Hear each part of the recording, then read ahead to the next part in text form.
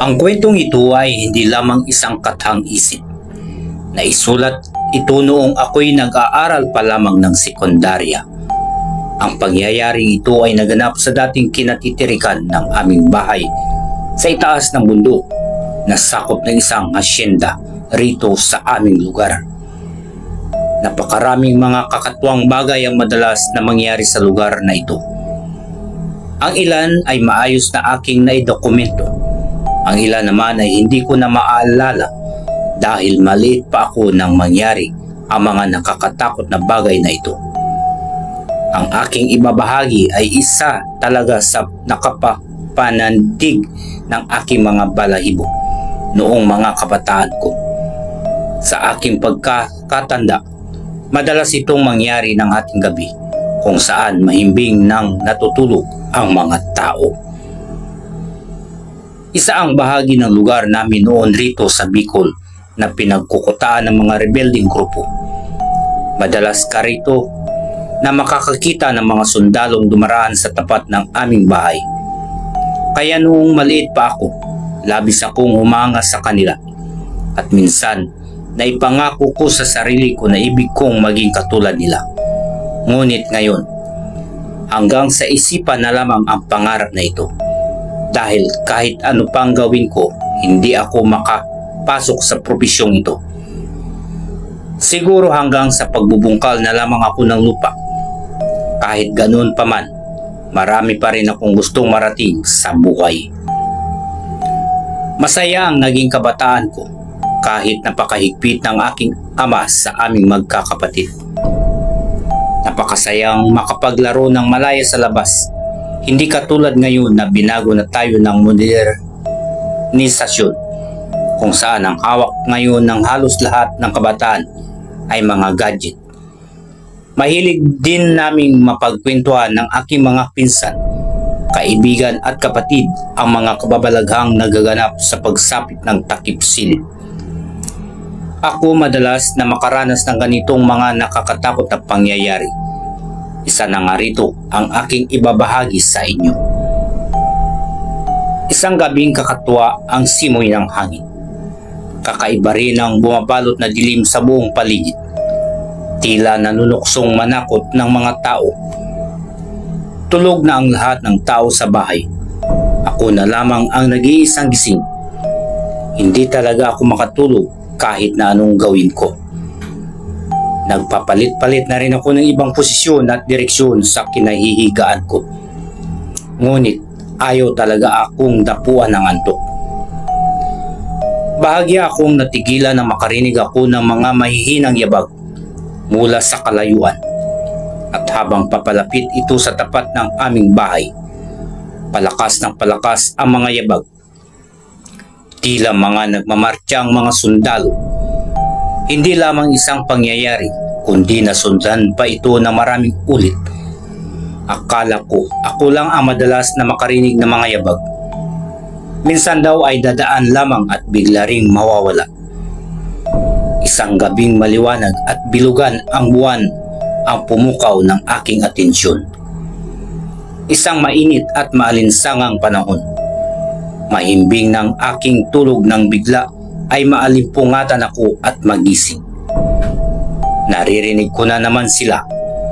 Mas malakas sa mga yabag na naririnig ko. Tila nasa harapan lamang ito ng aming bahay. Ang hindi ko lamang maintindihan ay kung bakit ako lamang ang nakakarinig ng mga yabag ng patuloy na ang nagmamartiyang mga sundalo. Halos hindi ako gumagalaw sa aking kinahihigaan. Balot ng takot at pangingilabot ang buong katawan. Alam ko sa sarili ko na ako lamang ang nakaririnig sa kanila.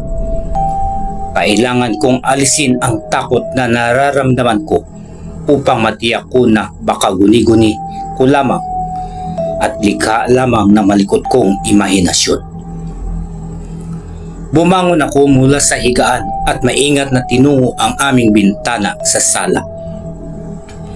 Habang marahan akong naglalakad patungo roon, patuloy ko pa ring naririnig ang mga yabag. Bumibilis din ang pagtibok ng puso ko. Hinda-handa ko na rin ang sarili ko sa hindi kanais-nais na magkikita ko sa labas. Habang dahan-dahan kong inilalapat ang aking kaliwang mata sa maliit na siwang. At nang silipin ko na sa maliit na siwang ng aming bintana, bigla na lamang nawala ang mga yabag. At wala rin naman akong nakita. Umupa na rin ang takot na nararamdaman ko. Upang makasiguro na baka guni-guni ko lamang talaga ang mga naririnig kanina, tinungo ko ang pintuan. Pagkabukas ko, bigla na lamang may umawak sa kamay ko at hinila ako palabas. At dito ay sindak na sindak ako sa aking mga nakita. Nakakadiri, nakakasuka at nakakahindik ang kanilang mga hitsura. Mga sundalong hindi matahimik ang mga kaluluwa. Marami sa kanila ang luwa na ang mga mata. Umuhulas na ang mga balat at laman nila sa katawan at kita na ang mga buto sa kanilang mga katawan. Ang iba ay walang mga ulo at sariwa pa rin ang dugong roon ay umaagos. Ang iba ay walang mga braso at paa. Mga biktima sila marahil ng isang naganap na labanan. At ang may hawak sa aking kamay, hindi niya ako binibitawan. Nakalimutan mo na ba kung sino kami? Pakiramdam ko halos lahat ng dugo ko sa katawan ay umakyat lahat sa ulo ko at para na itong sasabog dahil sa labis na takot at sindak na nararamdaman ko ng mga oras na iyon. Isa-isa silang silapitan sa akin. Lahat ay isa-isa lamang ang sinasabi. Nakalimutan mo na ba kami? Kung sino kami? Hindi ko alam kung ano ang sinasabi nila at hindi ko sila maintindihan. Hindi ko nakayanan ang labis na takot na nararamdaman ko at bigla na lamang akong nawala ng malay. Kinabukasan, natagpuan ako nila mama at papa na nasa labas natutulog. Agad nila akong nilapitan at ginising. Bakit diyan ka natutulog na bata ka? Gusto mo bang magkasakit? Paninirmon sa akin ni mama, pero sa totoo lang, labis lang mang siya na nag-alala para sa akin. Naulit pa ng maraming beses ang mga yabag na naririnig ko sa labas. Hindi ko na lamang pinapansin at natatakot ako na baka muling maulit ang mga nangyari noong nagdaang gabi. Hinahayaan ko na lamang silang magmartsa sa labas ng bahay. Habang lumalaki ako, nakalimutan ko na rin ang mga nakakatakot na bagay na iyon. Hanggang isang araw habang naglilinis ako sa bago naming bahay, aksidente kong nakita ang makapal na kwaderno at binuksan ito. At dito nakita ko na maayos ko palang naisulat ang mga naganap sa akin noon. Noong maliit pa ako, nakatago pala ang kwadernong ito na naglalaman ng iba't ibang mga kwentong na isulat ko pagkatapos na mamatay si mama. Nainganyo akong basahin ang mga una kong ginawang mga kwento. Natatawa na lamang ako kung gaano pala kapangit ang ilan sa mga ito at wala sa tamang ayos. At sa bahaging ito, dito ako matagal na natigilan.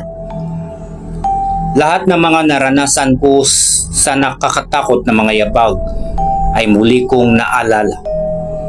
At mula nang mabasa ko ang mga naging karanasan ko noon, sunod-sunod na ang mga masasamang panaginip na aking naranasan. Lagi raw akong nasa isang labanan, nakikipagpatintero kay kamatayan. Hindi na ito natigil hanggang sa ngayon. May mga senaryong kapag matatamaan ako ng bala ng baril mula sa di nakikitang kalaban, bigla na lamang akong magigising at takot na takot.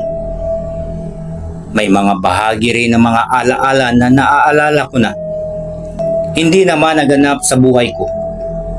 Nariyan ang sapilitan kami ng nag-iisang kong kapatid na pinasok bilang maging isang sundalo dahil may nagaganap na isang sigalot sa isang bansang iba ang lingwahe.